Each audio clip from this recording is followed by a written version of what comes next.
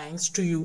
కష్టాలు పడేవాడు నాకెందుకని వదిలేయకుండా ఇన్నాళ్ళు నా కోసం వెయిట్ చేసినందుకు. థ్యాంక్స్ ఏసయ్య. నా నిరీక్షణను నువ్వు సిగ్గుపరచనివ్వలేదు. నా దర్శనం వైపు నన్ను నీ సమయంలో నడిపించావు. నీ మేలు నేను ఎప్పటికీ మర్చిపోలేను ప్రభువా. And I'm extremely sorry. అజ్ఞానంతో నేను చాలాసార్లు హర్ట్ చేశాను. నన్ను క్షమించు. వెయిట్ సారా, నేను చెప్పాల్సింది ఇంకా ఉంది. సాతాను దాడి మనపై చాలా ఉంది. ఏమైంది జాష్? మీరు ఏం చెప్తున్నారో నాకు అర్థం కాలేదు. యాక్చువల్లీ మా తరుణాన్నకి నేను మన విషయం చెప్పగానే తను మీ పాస్టర్ పీటర్కి కాల్ చేశాడు మీ ఇంట్లో వాళ్ళని కాంటాక్ట్ అవుదామని. బట్ మీ మామ్ నీకు పెళ్ళంటేనే అసలు ఇష్టం లేదని చెప్పి వెంటనే కాల్ కట్ చేశారట.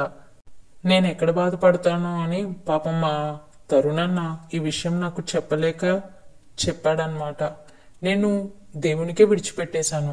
ఇది నిజంగా ఆయన ఇచ్చిన దర్శనం అయితే ఖచ్చితంగా ఆయనే చూసుకుంటారన్న విశ్వాసం నాకుండి ఇక నేను దీని గురించి పట్టించుకోవడం మానేశాను. యాక్చువల్లీ ఈరోజు ఇన్వెస్టర్స్ మీటింగ్కి నా ఫ్రెండ్ అటెండ్ అవ్వాలి. బట్ అనుకోకుండా వాళ్ళ వైఫ్కి నైట్ లేబర్ పెయిన్స్ వస్తున్నాయని అప్పటికప్పుడు తను బెంగళూరు వెళ్ళాడు. సో తన ప్లేస్లో నేను అటెండ్ అవ్వాల్సి వచ్చింది. వస్తూ ఈ కాంపౌండ్లో అనుకోకుండా నిన్ను చూశాను. ఎందుకులే మళ్ళీ నిన్ను డిస్టర్బ్ చేయటం అని వెళ్ళిపోదాం అనుకున్నా. బట్ ఎందుకో ఈ టైంలో నువ్వు అక్కడ కనిపించేసరికి ఏమైందో తెలుసుకుందామని వచ్చి కలిశాను. వాట్? నా వెనుక ఇంత జరిగిందా? అసలు కనీసం మా మమ్మీ నాకు ఈ మ్యాచ్ గురించి అసలు ఏం చెప్పలేదు. జాష్, ఒకవేళ మీరు వెళ్ళిపోయి ఉంటే మళ్ళీ మన ఇద్దరం ఎప్పటికీ కలిసే వాళ్ళం కాదనుకుంటా కదా. ఇవన్నీ చూస్తుంటే మీరు చెప్పింది నిజమే అనిపిస్తుంది జాష్ నాకు. అలా ఏం అనుకోక్కర్లేదు సారా. మనలో ఉన్నవాడు లోకంలో ఉన్నవాడి కంటే గొప్పవాడు.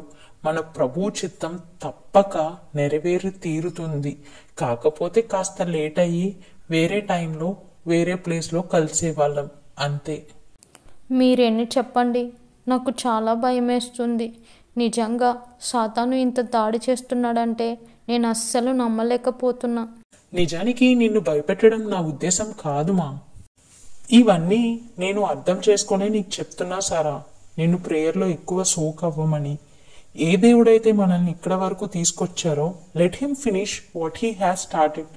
ఆయన చెప్పింది ఆయన నెరవేర్చే వరకు ఇద్దరం ఎదురు చూద్దాం. అంతకు మించి ఇంకేం చేయగలం. And also one more thing Sara. ఇప్పుడు నిజానికి పెళ్లి ఫిక్స్ అయినా సరే you have to wait for 6 months.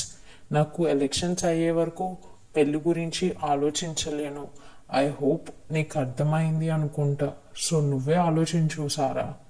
మీ మామ్తో నేను ఎప్పుడు వచ్చి మాట్లాడాలి అన్నది.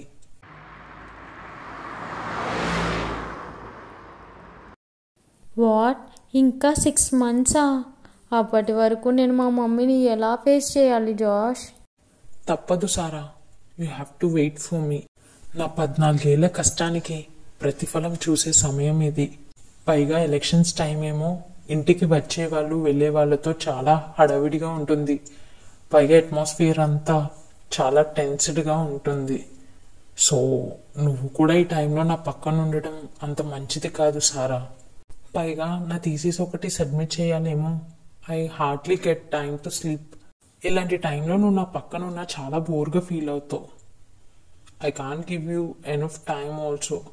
సో ఆలోచించు. వద్దు జాష్, అంత లిస్ట్ చెప్తూ మీరు ఇప్పుడు ఇబ్బంది పడకండి. మీరు ఎప్పుడు ఫ్రీ అవుతారో అప్పుడే వచ్చి మా మమ్మీతో మాట్లాడండి. నేను అప్పటి వరకు వెయిట్ చేస్తుంటాను. ఇన్ని రోజులు అసలు నా వాగ్దానం నెరవేరుతుందా లేదా అని ఎదురు చూసిన దాన్ని ఇంకొద్ది రోజులు ఎదురు చూడలేనా? Thanks for understanding.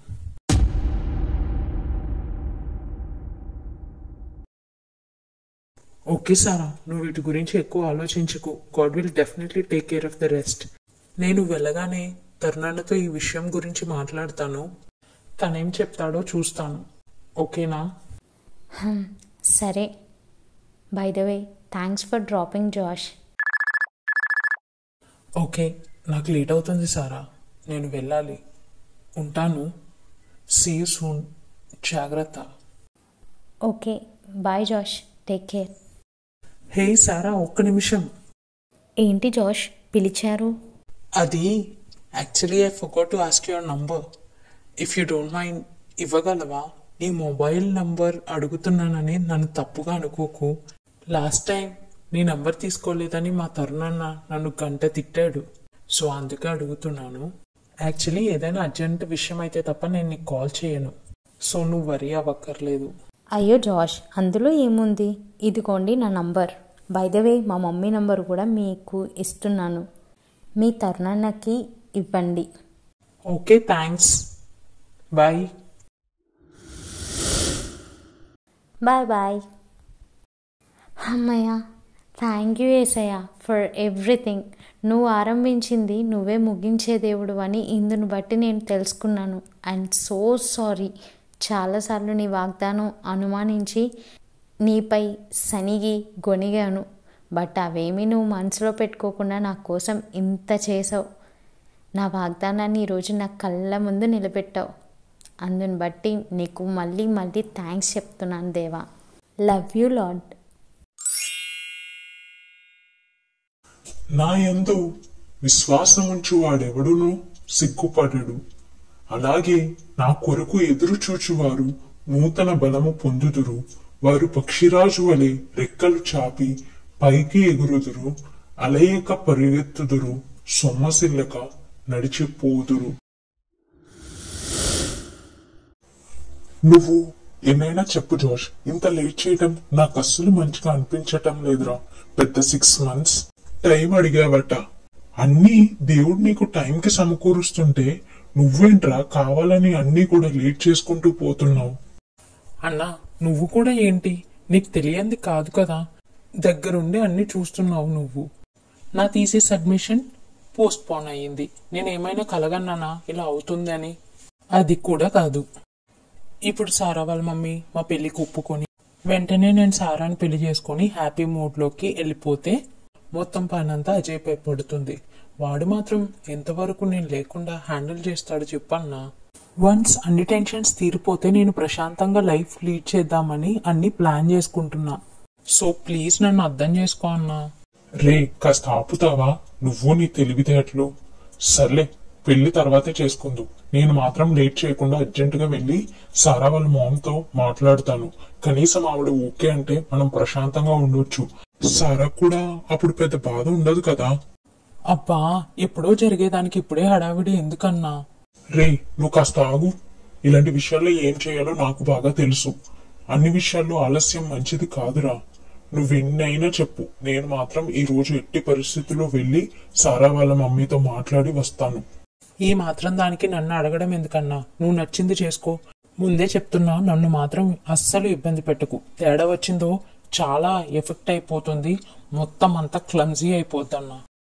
దేవుడా, సర్లేరా, మరీ అంత అతి చేయకు నువ్వు. నేను చూసుకుంటా కదా. నీ వరకు ఏదీ రాదు. నీ పనులు నువ్వు జాగ్రత్తగా చేసుకో. నేను చేయాల్సిన పని నేను చేస్తాను. ఎన్ని చెప్పు, నువ్వు మాత్రం నేను చెప్పింది అస్సలు వినవన్నా. ప్రభువా, వీడి మాటలకేం గాని ఇది నిజంగా నీ చిత్తమైతే నాకన్నా ముందు నువ్వే నడిచి నా త్రోవలను సరళం చేసి నా కార్యము సఫలం చేయిదేవా. ఆనాడు ఇస్సాకు వివాహ విషయంలో అబ్రహాము పెద్దదాసునికి నువ్వు సహాయం చేసినట్లుగా నాకు కూడా ఈ విషయంలో సహాయం చేసి నా యొక్క కార్యము సఫలము చేసి తద్వారా నీ చిత్తము నెరవేర్చి నీకు మహిమ తెచ్చుకోమని ప్రార్థిస్తున్నాను తండ్రి. ఆమేన్.